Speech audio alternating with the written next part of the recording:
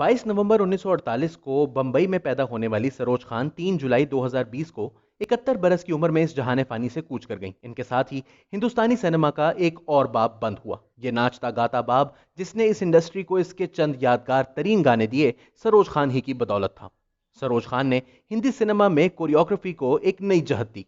इनसे पहले चंद मखसूस डांसर्स बहुत खूबसूरत डांस किया करती थीं, लेकिन बीट के साथ डांस और डांस के जरिए फिल्म के संगीत को सुपर हिट करवाने का हुनर इस इंडस्ट्री को सरोज खान ने सिखाया।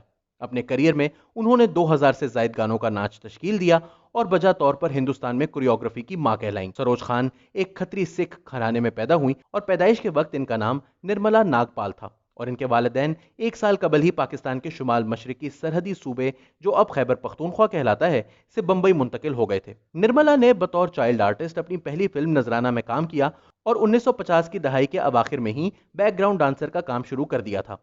1961 में सिर्फ 13 बरस की उम्र में इनकी शादी एक कोरियोग्राफर सोहन लाल से हो गई, जो कि उस वक्त 43 बरस के थे और पहले से शादीशुदा थे। सरोज खान को इस शादी का बिल्कुल इल्म नहीं था और ना ही वो इस हकीकत से बाखबर थी कि सोहन लाल के पहली बीवी से 4 बच्चे भी हैं। इनके दरमियान तलाक के बाद सरोज खान ने एक कारोबारी शख्सियत सरदार रोशन खान से 1975 में शादी की और तभी इनका नाम सरोज खान हो गया।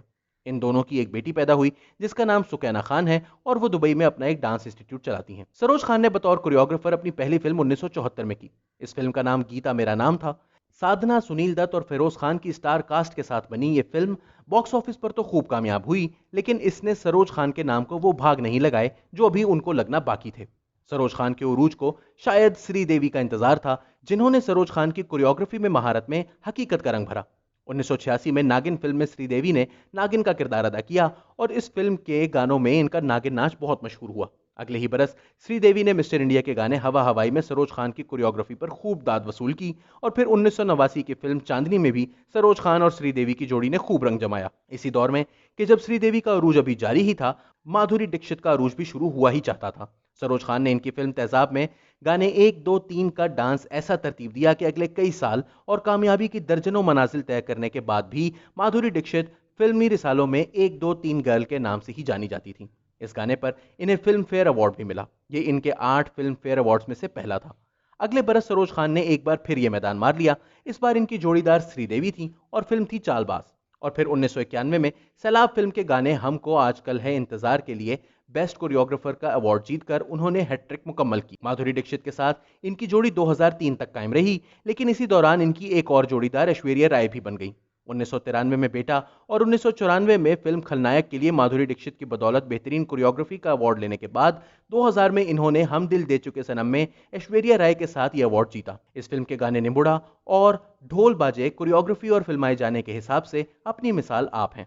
और फिर 2002 में संजय लीला भंसाली ने अपनी अगली फिल्म में इन तीनों यानी माधुरी दीक्षित, ऐश्वर्या राय और सरोज खान को इकट्ठा कर दिया, जब फिल्म देवदास में इन तीनों ने अपनी कला के जौहर दिखाए। डोला रे में देवदास की दोनों महबूबाओं चंद्रमुखी और पारो के मिलाप को सरोज खान की कोरियोग्राफी ने अमर कर दिया।